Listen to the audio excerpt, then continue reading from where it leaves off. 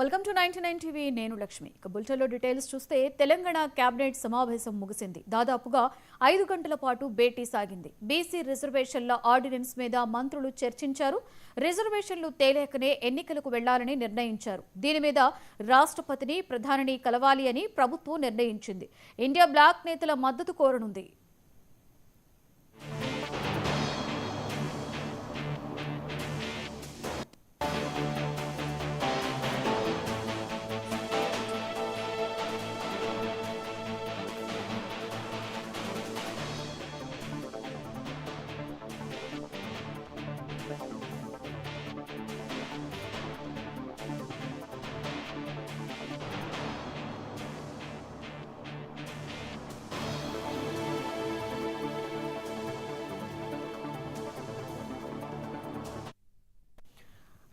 Telangana cabinet సమావేశం ముగిసింది. దాదాపుగా 5 గంటల పాటు జరిగినటువంటి ఈ భేటీ గురించి పూర్తి సమాచారాన్ని మా చీఫ్ రిపోర్టర్ శ్రీనివాస్ అందిస్తారు. శ్రీనివాస్,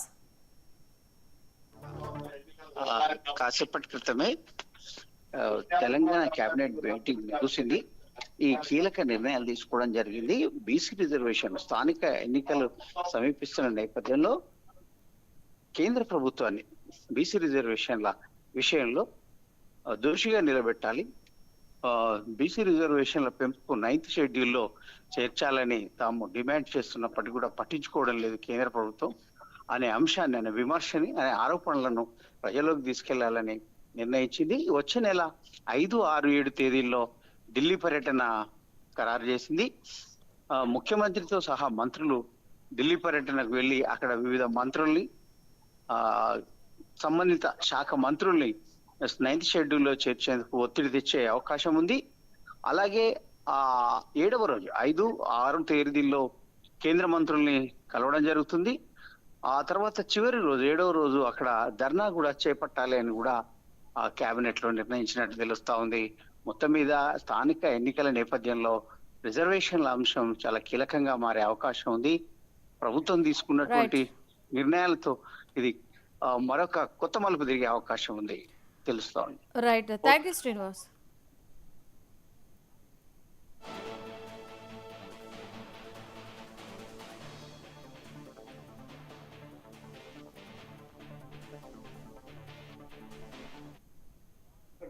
అనేటువంటి 2 బిల్లులను, ఒకటి స్థానిక సంస్థల్లో 42%, మరొకటి విద్యా ఉపాధి అవకాశాల్లో 42% సంబంధించినటువంటి బిల్లుల్ని శాసనసభ ఆమోదించి దాన్ని గౌరవ గవర్నర్ గారికి 22 మార్చి 2025 నాడు పంపడం జరిగింది.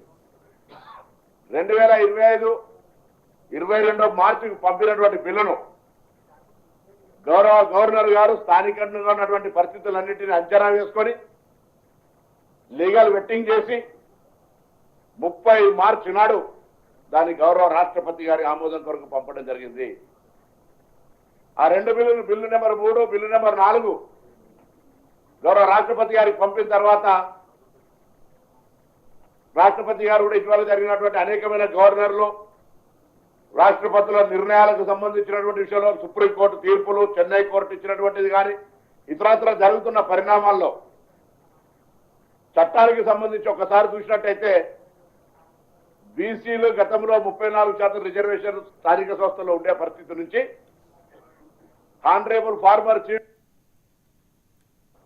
ఫ్యూడలిస్టిక్ పార్టీ అధినేత తెలంగాణకు సంబంధించిన బీసీలకు కాళ్లకు ముగుతాడేసి 2018 చట్టం ప్రకారంగా 50% లోపల తెచ్చినప్పుడు తిరిగి కేబినెట్ ఆర్డినెన్స్ మళ్ళీ 10వ తారీఖు 7వ నెల మేము ఆర్డినెన్స్ చేశాం. 14వ తారీఖు 7వ నెల పంపడం జరిగింది.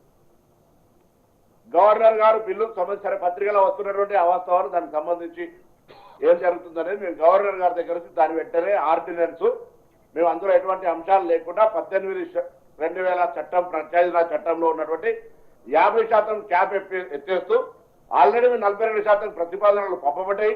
మీరే వాటిని ఆమోదించి గౌరవ రాష్ట్రపతి గారు పంపినారు కాబట్టి దాన్ని తీసేయమని వారికి విజ్ఞాపన చేసినాం. తప్పకుండా వారి దగ్గర నుంచి సానుకూలంగా ఆమోదం వస్తుందని వెయిట్ చేస్తాను. ఇదొక వైపు, మరొక వైపు హైకోర్టు ఎన్నికలు నిర్వహించాలే తేదీలను ప్రకటిస్తా ఉంది. మరోవైపు కేంద్రం నుంచి రావాల్సిన బిల్లులు గ్రామ పంచాయతీల నిధులు పంచాయతీరాజ్ యాక్ట్ ప్రకారంగా రావడం లేదు. ఇటువంటి పరిస్థితుల్లో మా ప్రభుత్వం ఇచ్చిన మాటకు కట్టుబడి ఉండాలి. మా నాయకత్వం కూడా ఢిల్లీలో ఒక మాట ఇచ్చిన తర్వాత దాని ప్రకారంగా అమలు జరుపుతూ ముందుకు పోవాలనే ఆలోచనతోటి ఇటీవల ఢిల్లీ వెళ్ళినప్పుడు కానీ, రాష్ట్ర శాసనసభలో చర్చ జరిగినాడు కానీ, క్యాబినెట్ లో జరిగినాడు కానీ అందరం ముక్త కంఠంతో ప్రతి ఒక్కరు కూడా ఈ అభిప్రాయాన్ని స్పష్టంగా ఉన్నాం.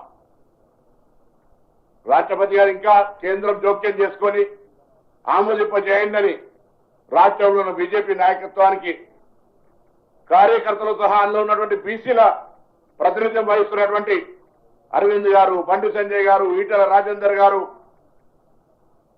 కృష్ణయ్య గారు, లక్ష్మణ్ గారు, 5 బీసీ ఎంపీలు ఉన్నారు, పాయల్ శంకర్ గారు, వాళ్ళందరూ కూడా అడుగుతా ఉన్నాం రాష్ట్రపతి గారి దగ్గరనే దాన్ని తొందరగా చేయించుకొని రండి అని. అది కాక రామచంద్రరావు లాంటి వాళ్ళు విమర్శ చేస్తా ఉన్నారు. అసలు దానికి సంబంధించి వ్యతిరేకంగా మాట్లాడుతూ ఉంటుంటే నేను ఎక్స్పెక్ట్ చేసిన మేమందరం కూడా బీజేపీ లీడర్షిప్, బీసీ లీడర్షిప్ దాన్ని ఖండం చేసి బలైన వర్గాలకు మద్దతు ఇస్తాను. గతంలో మేము కేశవరావు గారు 2 చేతులు ఇచ్చి దండం పెట్టినాడు. శ్రీహరి గారు, నేను, సురేఖక్క, మహేష్ గౌడ్ గారు అందరం అనేక సందర్భాల్లో గౌరవ శాసనసభ్యులు, బలైన వర్గాలు, ఎంపీలు అందరం కూడా తెలంగాణలో ఆనాటి తెలంగాణ ఉద్యమం లాగా ఒక స్ఫూర్తిదాయకమైనటువంటి బలహీన వర్గాలకు సంబంధించిన అవకాశం వస్తుంది. మన 1947లో స్వతంత్రం రాలే, 48లో మనం భారతదేశంలో విలీనమైనాం. దాని తర్వాత మళ్ళీ ఇవాళ 2 రోజుల తర్వాత మనకు ఒక అవకాశం వస్తుంది అని అందరూ కూడా తెలంగాణ ఏర్పడ్డ తర్వాత బలహీన వర్గాలు తెలంగాణ ఏర్పాటుకు ఉద్దేశమో 90% పైన ఉన్న ఎస్సీ, ఎస్టీ, బీసీ మైనార్టీలకు సంబంధించినటువంటి స్టేట్ గా ఉన్నటువంటి తెలంగాణలో వారికి న్యాయం జరపాలనే ఈ ప్రక్రియలో రాజకీయ పార్టీలు అసేహితంగా వ్యవహరిస్తా ఉన్నాయి, నిజాయితీగా ఉండలేవు. శాసనసభల బిల్లుల మద్దతు చెప్పారు, ఢిల్లీకి వచ్చినప్పటికీ మోకాలడ్డం పెడుతున్నారు, కడుపుల కత్తులు పెట్టుకొని అలుముకొని చంపాలని ప్రయత్నం చేస్తున్నారు, రాజకీయంగా బదనాం చేసే ప్రయత్నం చేస్తారు. అయినా కాంగ్రెస్ పార్టీ కట్టుబడి ఉంది. అందుకే గౌరవ ముఖ్యమంత్రి గారు కేబినెట్ కూడా నిర్ణయం చేసినాం.